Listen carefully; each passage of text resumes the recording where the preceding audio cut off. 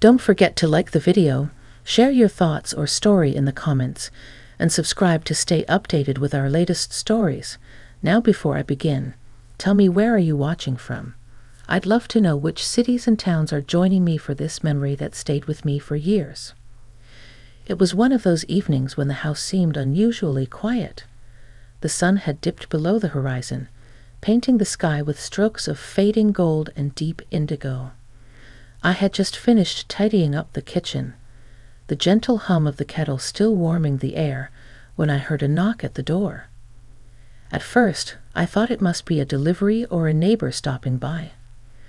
But when I opened it, I found myself face to face with my son's friend, Daniel.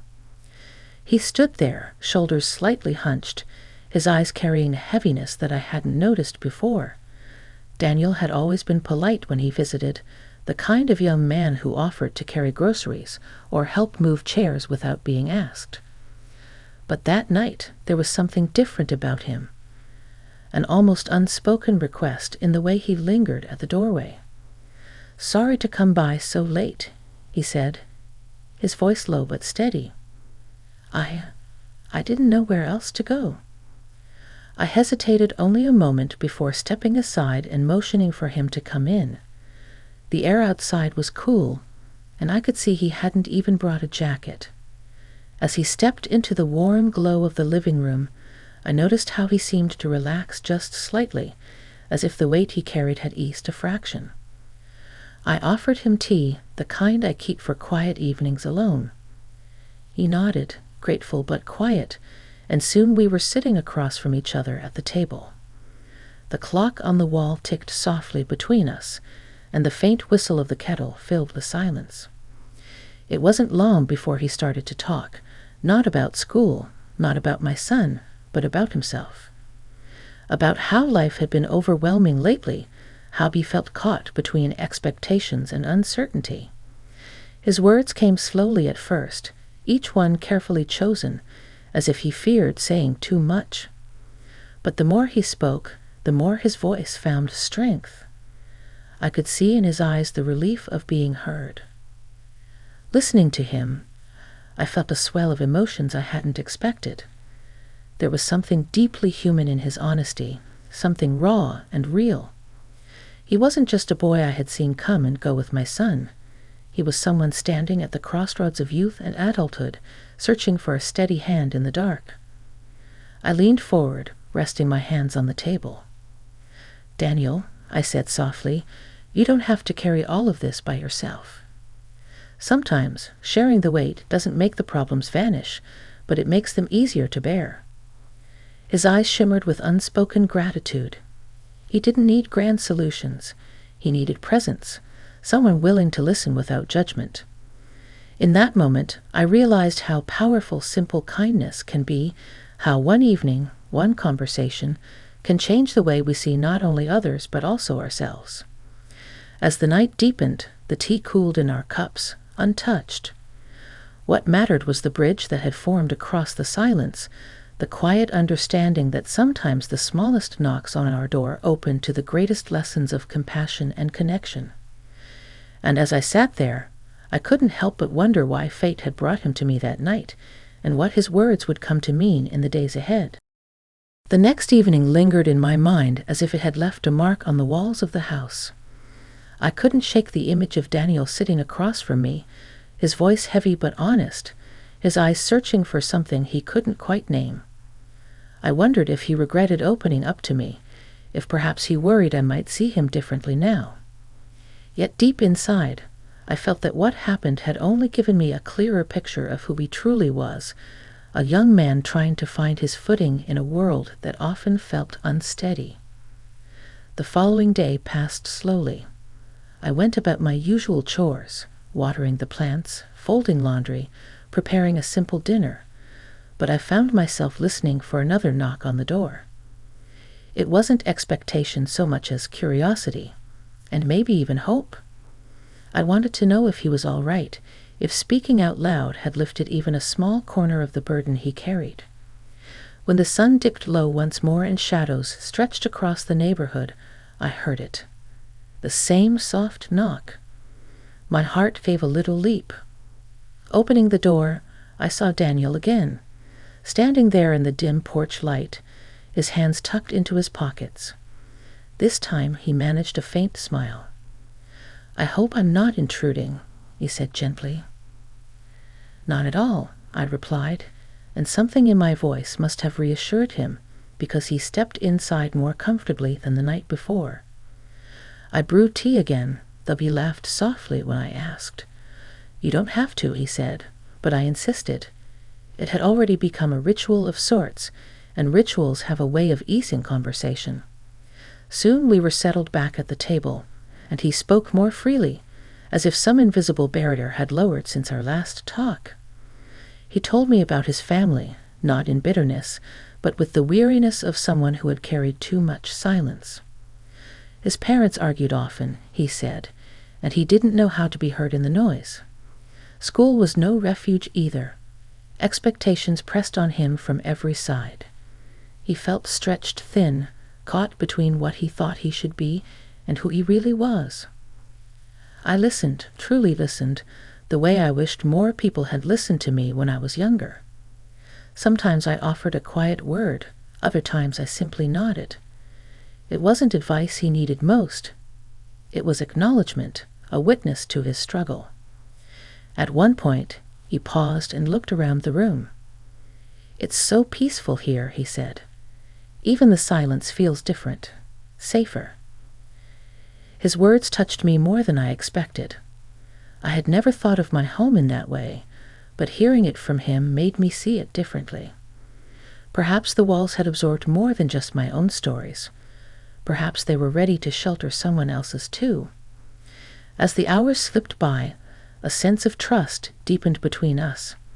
It wasn't rushed or forced.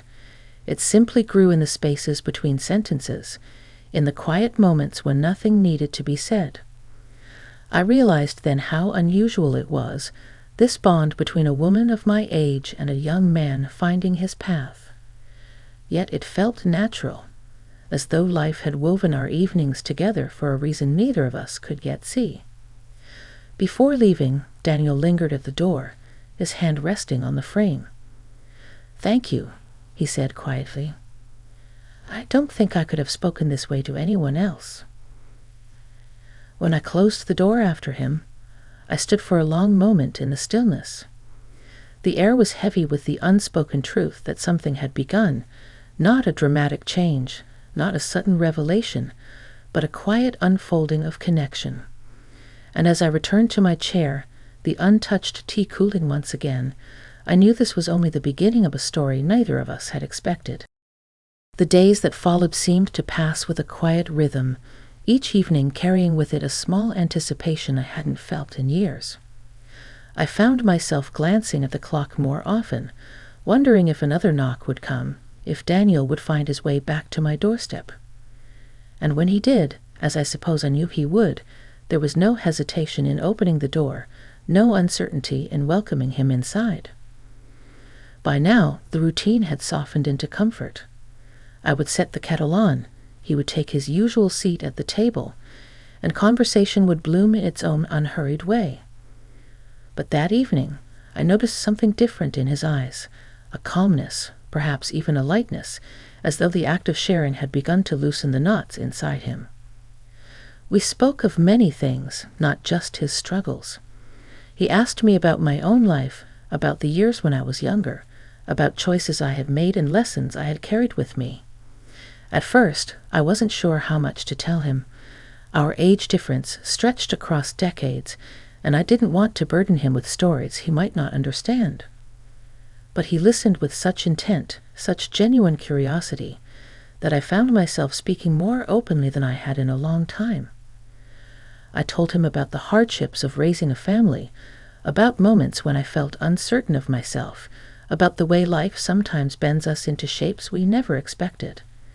His eyes never wavered from mine, and for a fleeting moment I felt as though time itself had folded, bringing our two paths side by side in a way that felt both unusual and profoundly right.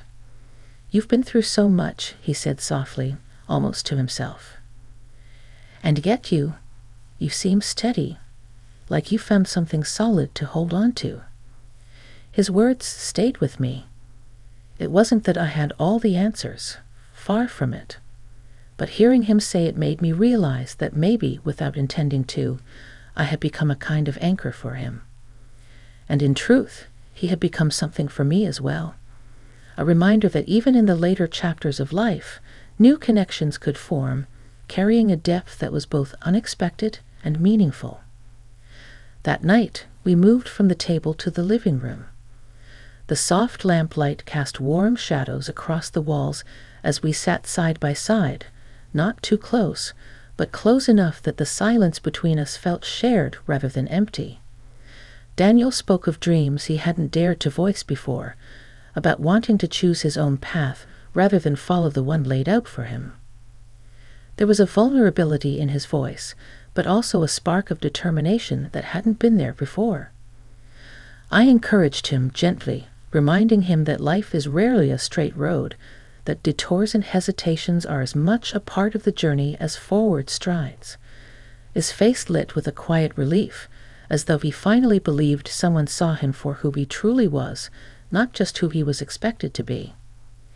As the evening drew late, I walked him to the door once again. The porch light flickered, catching his profile in a way that etched the moment into my memory. He looked at me then, not as my son's friend, not as a young man lost in uncertainty, but as someone who had found solace in being understood. "Talking with you, it makes things feel less heavy," he said. "Like maybe I don't have to figure it all out right away."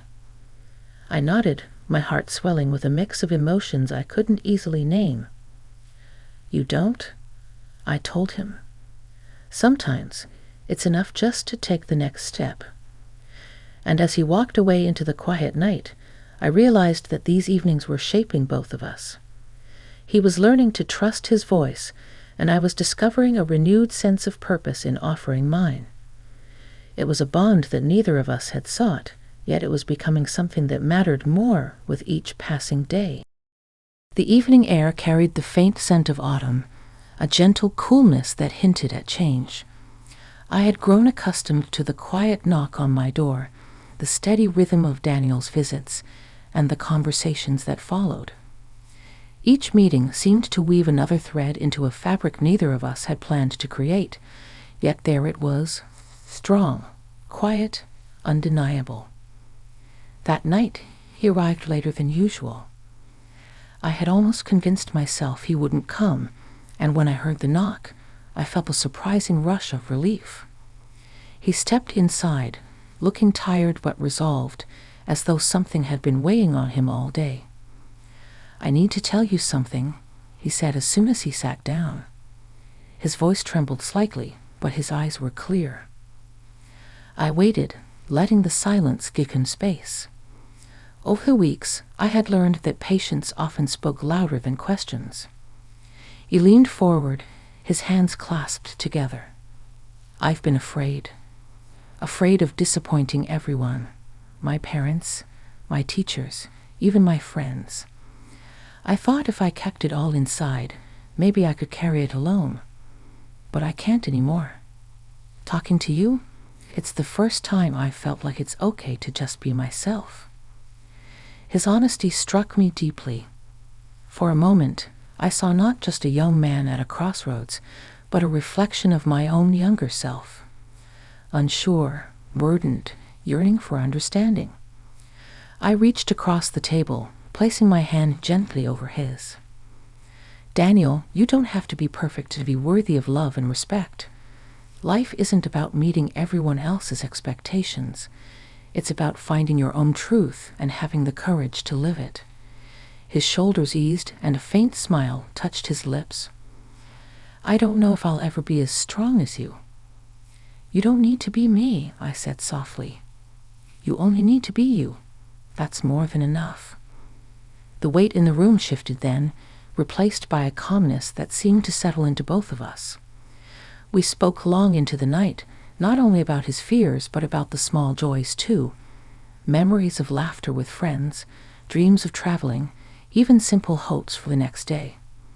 It was in those lighter moments that I saw how much he had already grown, how the act of being heard had allowed him to stand a little taller. When it was time for him to leave, he paused at the door, his expression thoughtful. "I don't think I'll ever forget these evenings," he said. "You've given me something I didn't even know I needed." I smiled, though my heart ached in a tender way. "And you've reminded me that no matter our age, we all need connection. We all need to be seen." After he left, I sat alone in the quiet, the soft tick of the clock filling the room. I knew our story would not always be written in shared evenings or cups of tea, but the memory of it, the lessons, the trust, the unexpected bond, would stay with me. Life often surprises us not with grand events, but with simple knocks on the door. And sometimes those knocks carry with them the kind of meaning that echoes far longer than we could ever imagine. As I turned out the light and prepared for bed, I whispered a silent thank you for his courage, for my listening, and for the reminder that even in the later chapters of life, our hearts remain wide open for connection, growth, and the quiet beauty of being human together. That night, he arrived later than usual. I had almost convinced myself he wouldn't come, and when I heard the knock, I felt a surprising rush of relief. He stepped inside, looking tired but resolved, as though something had been weighing on him all day. "I need to tell you something," he said as soon as he sat down. His voice trembled slightly, but his eyes were clear. I waited, letting the silence give him space. Over the weeks, I had learned that patience often spoke louder than questions. He leaned forward, his hands clasped together. "I've been afraid of disappointing everyone, my parents, my teachers, even my friends. I thought if I kept it all inside, maybe I could carry it alone. But I can't anymore. Talking to you, it's the first time I've felt like it's okay to just be myself." His honesty struck me deeply. For a moment, I saw not just a young man at a crossroads, but a reflection of my own younger self, unsure, burdened, yearning for understanding. I reached across the table, placing my hand gently over his. "Daniel, you don't have to be perfect to be worthy of love and respect. Life isn't about meeting everyone else's expectations. It's about finding your own truth and having the courage to live it." His shoulders eased, and a faint smile touched his lips. "I don't know if I'll ever be as strong as you." "You don't need to be me," I said softly. "You only need to be you. That's more than enough." The weight in the room shifted then, replaced by a calmness that seemed to settle into both of us. We spoke long into the night, not only about his fears, but about the small joys too, memories of laughter with friends, dreams of traveling, even simple hopes for the next day. It was in those lighter moments that I saw how much he had already grown, how the act of being heard had allowed him to stand a little taller. When it was time for him to leave, he paused at the door, his expression thoughtful. "I don't think I'll ever forget these evenings," he said. "You've given me something I didn't even know I needed." I smiled, though my heart ached in a tender way. "And you've reminded me that no matter our age, we all need connection. We all need to be seen."